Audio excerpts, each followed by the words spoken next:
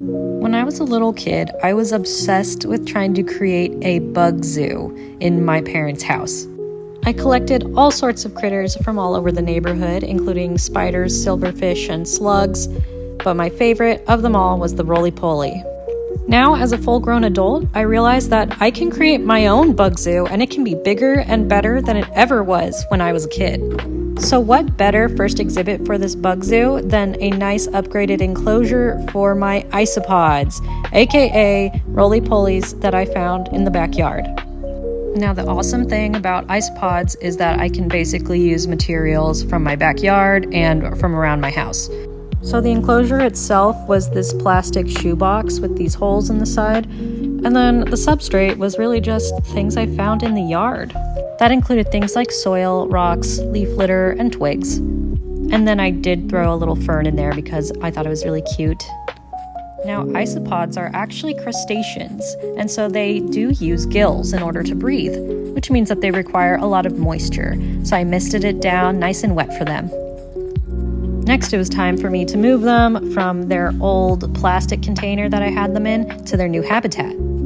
This species is Armadillidium vulgare, and they're very common in my area and pretty common throughout the United States. Some features that they have include the ability to roll into a ball, which is where they get the nickname roly-poly, and the fact that they can come in a variety of colors, which I kind of saw within my own little colony that I had taken. Some of them were this gray color, while others had this really nice brown coloration with these patterns on them. I gently tipped my isopods into their new enclosure, and then it was time to watch them settle in.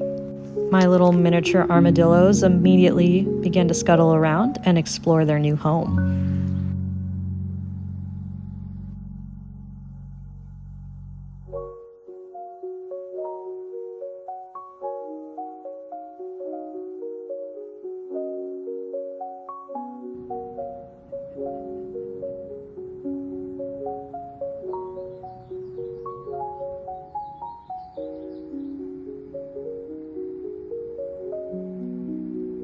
They're not always the most graceful of creatures.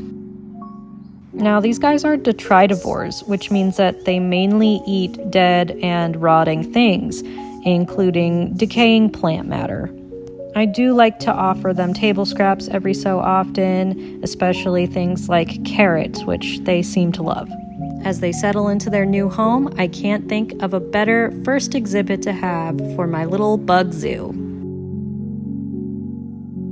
Did you ever do something similar when you were a kid?